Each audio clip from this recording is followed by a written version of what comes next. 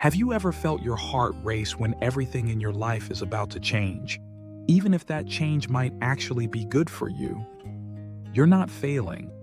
You're not broken. But your chest feels tight. Your mind starts whispering, what if this ruins everything? That feeling, that rush of anxiety mixed with excitement, that's fear of change. And today, we're going to talk about why that fear is often stronger than the fear of failure itself. Chapter 1. The Strange Paradox of Fear. Let me start with something strange.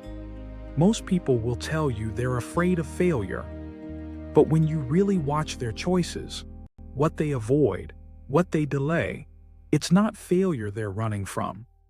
It's change. Think about it. Failing an exam? You can retake it. Messing up a presentation? You move on. A bad first date? Awkward, but survivable. But change? Change means your identity might shift. Your routines disappear. Your relationships rearrange themselves. Your sense of who you are suddenly feels unstable. Failure hurts your pride. Change threatens your sense of safety. And the brain hates that. Chapter 2. A very ordinary, very real situation. Picture this. It's Sunday night. Your alarm is set for Monday morning. You're lying in bed, scrolling through your phone, already feeling that familiar heaviness in your chest. You hate your job.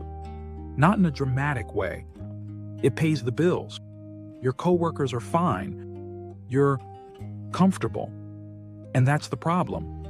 You've been thinking about quitting, maybe starting something new, maybe applying abroad, maybe finally chasing that thing you don't even tell people about. But you don't. Why? It's not because you're afraid you'll fail. Deep down, you know you'd figure something out. You're afraid that once you change, you can't go back. Chapter 3. The brain's obsession with predictability. Neuroscience gives us a clue here. Your brain is not designed to make you happy. It's designed to keep you alive. And for your brain, predictable pain is safer than unpredictable possibility. This idea echoes what psychologist Daniel Kahneman discusses in Thinking, Fast and Slow. He explains how humans are wired to avoid loss more strongly than they pursue gain. Change is a gamble. Failure inside the familiar world? Your brain already knows the rules. Change throws you into a game where you don't know the controls yet. So your brain says, stay, it's safer here, even if here makes you miserable. Chapter 4. Failure has a story. Change has no script. Here's another reason change is terrifying. Failure comes with a narrative. If you fail, you can say, I tried. It didn't work out. At least I know now. Failure has an ending. Change doesn't. Change is an open sentence with no punctuation. When you imagine changing your life, your brain doesn't see a clear result. It sees 1,000 unknowns. Who will I be if this works? Who will I be if it doesn't? Will people still recognize me? Will I recognize myself? That ambiguity is uncomfortable, so we freeze. Chapter 5.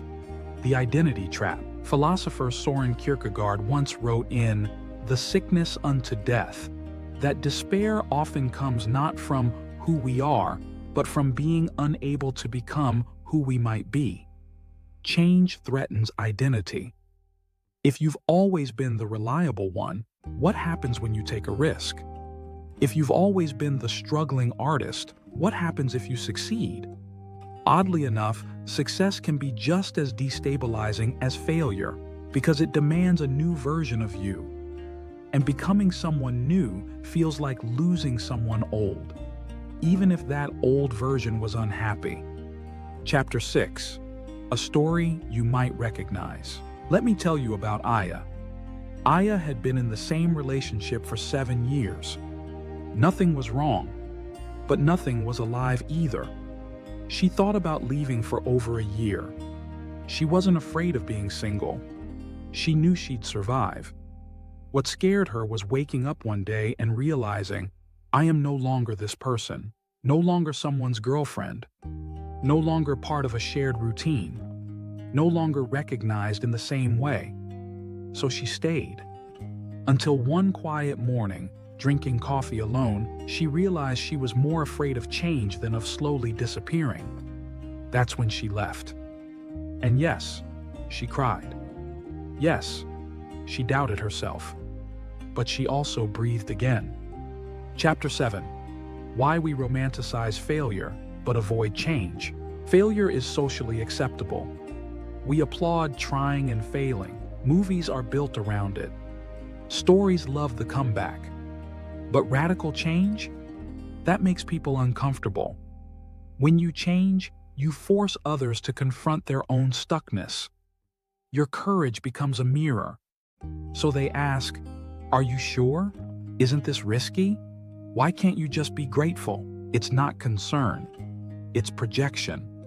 And your brain picks up on that resistance. Another reason it whispers, don't move. Chapter 8. The quiet cost of staying the same. Here's the part no one talks about enough. Not changing has a cost.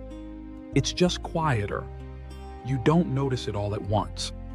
It shows up as chronic boredom, low-level resentment, Sunday night anxiety, a vague sense that life is passing you by. Author Annie Dillard once wrote in The Writing Life, how we spend our days is, of course, how we spend our lives. Staying the same feels safe until you realize years have passed. And that realization can hurt more than any failure. Chapter 9. Reframing change as experiment, not identity. Here's a powerful shift. Stop seeing change as a permanent decision. See it as an experiment. You're not saying, this is who I am forever. You're saying, let me try this chapter. Experiments can end. Identities don't have to shatter. When you frame change this way, your brain relaxes. It's not jumping off a cliff. It's stepping onto a bridge, one plank at a time. Chapter 10. Courage isn't loud. Courage isn't dramatic. It doesn't always look like quitting your job or moving across the world. Sometimes it looks like sending one email, having one honest conversation, admitting you want more. Courage often feels quiet, shaky, and deeply personal. And here's the truth. You don't fear change because you're weak. You fear change because you're human. Chapter 11. The question that changes everything. So let me leave you with this question. If you weren't afraid of change, what choice would you already have made? Not someday. Not when the timing is right. Already. Sit with that. Because sometimes the fear itself is pointing exactly toward the life you want. Closing change will always feel scarier than failure. But regret? Regret is the heaviest thing of all. And unlike failure, it doesn't teach you much. What did you think of this video? If this video resonated with you, consider subscribing and take a look at what we're exploring next.